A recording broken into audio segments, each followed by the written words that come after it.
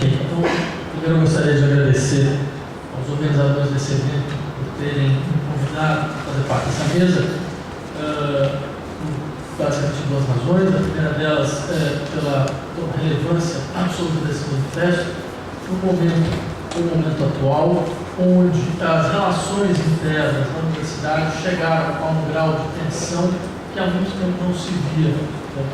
O que eu insistiria que é uma prova de uma característica de gestão da universidade extremamente problemática, que consiste em fazer com que todas as vezes que problemas no interior da universidade aparecem, quando eles passam pela reitoria, esses problemas se agravam, eles ficam maiores. Existe uma espécie de prática muito bizarra de gestão, que é uma gestão por querosene. Ou seja, você tenta apagar fogueira usando querosene. Isso faz com que as fogueiras elas sempre sejam muito maiores do que elas poderiam ter sido. De fato, já há alguns anos nós vemos esse processo se instaurar na universidade, e é fato que nesses últimos anos ele chegou a uma espécie de relação absolutamente exponencial. Então, a presença de uma manifestação dessa natureza me parece extremamente bem-vindo, pelo menos para que a gente possa discutir, de fato, os entraves na estrutura administrativa da nossa universidade. Há vários processos que correm em paralelo e que demonstram muito claramente que, como, de uma certa maneira, a Universidade de São Paulo, infelizmente, nesse momento, não está à altura do que ela poderia ser. Desde a maneira com que problemas foram criados no que diz respeito à relação entre os estudantes, ou parcela dos estudantes, e a nossa reitoria, até questões extremamente graves, extremamente complexas, que são decididas, ou pelo menos tendem a serem decididas na calada da noite, sem a mínima discussão necessária, como, por exemplo, a reforma da estrutura da pós-graduação da nossa universidade, que é um dos projetos mais aberrantes que uma reitoria já apresentou para essa universidade e que tem sido desenvolvido, apresentado, tem sido sem a menor discussão no que diz respeito à capacidade da universidade de ter sensibilidade em relação à característica, à múltipla característica de pesquisa dos seus departamentos e dos seus institutos. Vejam, tudo isso simplesmente nos demonstra como aqueles que de fato têm uma relação real com o destino da nossa universidade precisam nesse momento se manifestar da maneira mais clara e mais objetiva possível. Nós estamos num momento onde um exemplo muito claro, uma revista humorista de grande circulação no Brasil conseguiu fazer um perfil do nosso reitor chamando ele de xerife. Ao que parece, a reitoria gostou do perfil. O perfil foi para o site da nossa universidade. Bem, eu acho extremamente sintomático, não só que a revista humorística fez esse tipo de perfil, mas também que a reitoria tenha gostado dele, porque isso indica muito claramente uma inadequação completa entre personalidades e os seus fins. De fato, a Universidade de São Paulo nunca precisou de um xerife. Ela, na verdade, já faz algum tempo, ela precisa de um reitor. Ou seja, ela precisa de alguém que tenha a capacidade, primeiro, de compreender que essa universidade é uma multiplicidade que funciona muito bem sozinha. Nossos departamentos, eles são avaliados constantemente, não só intrapares, mas são avaliados por agências de fomento estaduais e federais. Se tem alguém que é avaliado nesse país, são professores universitários.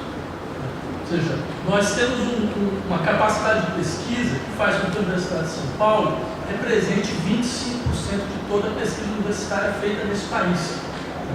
Nós poderíamos funcionar muito melhor se nós tivéssemos, de fato, uma reitoria que fosse capaz de compreender as necessidades de cada um dos seus departamentos, o que está longe do seu caso.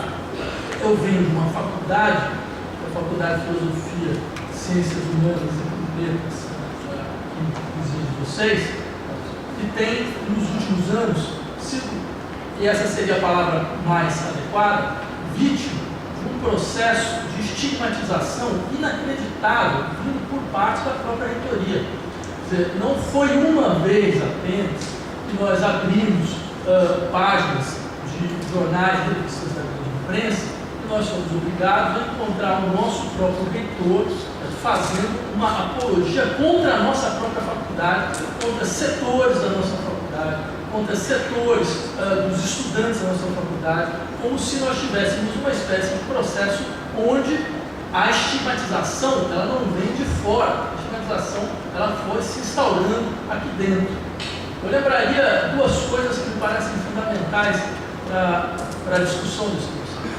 O manifesto levanta muito claramente a situação completamente aberrante, né, da Universidade de São Paulo no que diz respeito ao funcionamento da sua estrutura de poder. Nós conhecemos, em larga medida, nas universidades em outras partes do mundo, dois modelos de gestão. Vocês podem encontrar nas universidades norte-americanas, é um modelo onde você contrata o reitor. Você abre um concurso e contrata o reitor, né? Então, o corretor vai apresentar um plano, ele é avaliado por uma comissão composta por professores, por estudantes da natureza, e ele é contratado. O outro é um sistema onde a universidade ela escolhe o seu reitor. Ela vota para algum dos professores se transformar no seu reitor. Nosso sistema não é nenhum nem outro. Ele tem o defeito dos dois e não tem o defeito de nenhum dos dois. Né? Quer dizer, nós temos um sistema onde é mais fácil vocês entenderem como se dá a votação do Papa do que entender como se dá a votação do reitor da Universidade de São Paulo. Né? E como se não bastasse isso, você vai ter um processo.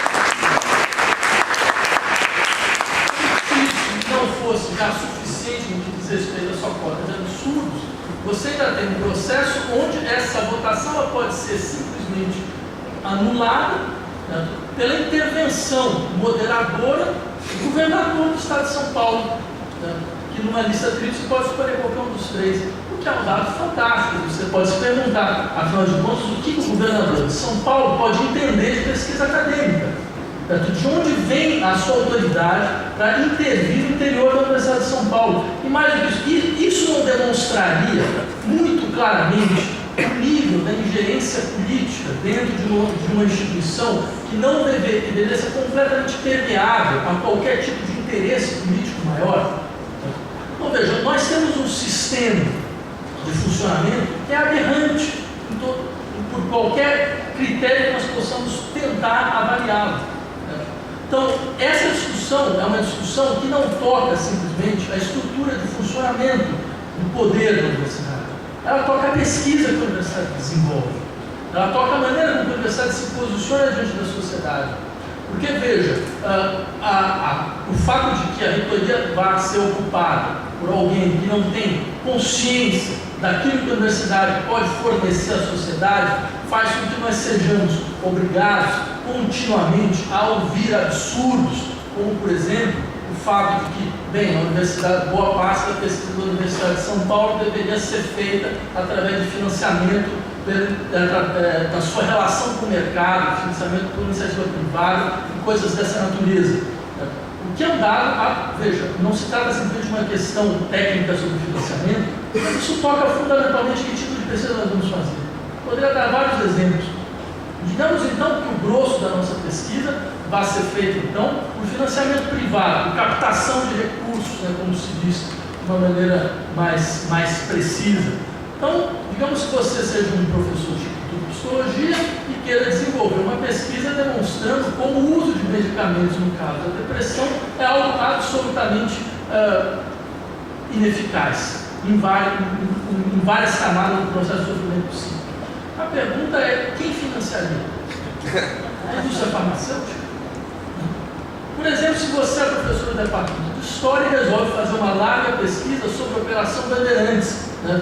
Essa famosa operação que envolveu vários empresários brasileiros no financiamento de crimes contra a humanidade. Quem vai financiar? Camargo Correia, Ultragás, Empresariado Nacional?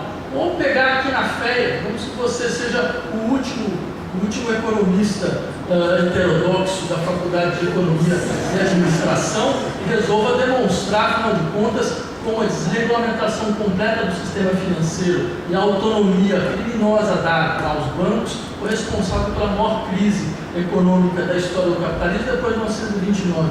Quem paga? Os bancos. Vocês percebam, essas questões demonstram muito claramente como, na verdade, está se questionando o tipo de pesquisa que a universidade vai ser capaz de produzir, o tipo de função que ela vai ser capaz de desempenhar.